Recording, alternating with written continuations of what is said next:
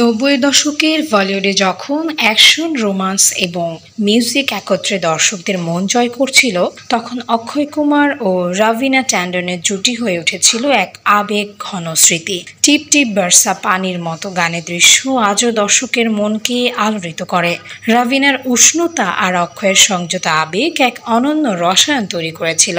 মোহরা, ম্যা খিলাড়ি তুয়ানারি এবং খিলাড়িও কা খিলাড়ি এই ছবিগুলো শুধু হিট নয়, অক্ষয় রাভিনার সম্পর্কের অনুরণও বহন করে। তাদের অনস্ক্রিন ঘনিষ্ঠতা এতটাই প্রভাব ফেলেছিল যে দর্শকদের মনে প্রশ্ন জেগেছিল, এই রসায়ন কি শুধু অভিনয়? পরে জানা যায় বাস্তবেও তারা একে অপরের খুব কাছাকাছি চলে এসেছিলেন, গোপনে বাগদান সেরেছিলেন। এমনকি রাভিনার পরিবার এবং অক্ষয়ের আত্মীয়রা এই অনুষ্ঠানে উপস্থিত ছিলেন বলে শোনা যায়। কিন্তু এই প্রেমের গল্পে ছিল দ্বিধা, অনিশ্চয়তা এবং বলিউডের চিরন্তন ইমেজ রাজনীতি।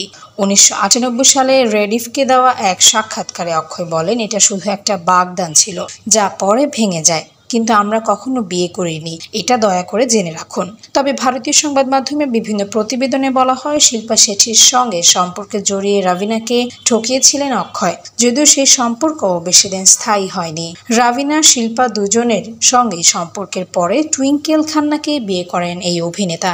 2001 সালের 17 জানুয়ারি অক্ষয় ও টুইঙ্কেল খান্না এক ঘরোয়া অনুষ্ঠানে বিবাহ বন্ধনে আবদ্ধ হন। তাদের দুই সন্তান আরাভ ও নিতারা। অক্ষয়ের এখন সুখী জীবন। অন্যদিকে রাভিনা ট্যান্ডন ব্যবসায়ী অনিল ঠান্ডানিকে বিয়ে করে গড়েছেন নিজের সংসার। তাদের দুই সন্তান রণবীর বর্ধন ও রাশা। এছাড়াও 1995 সালে পূজা ও ছায়াকে দত্তক নিয়েছিলেন অভিনেত্রী।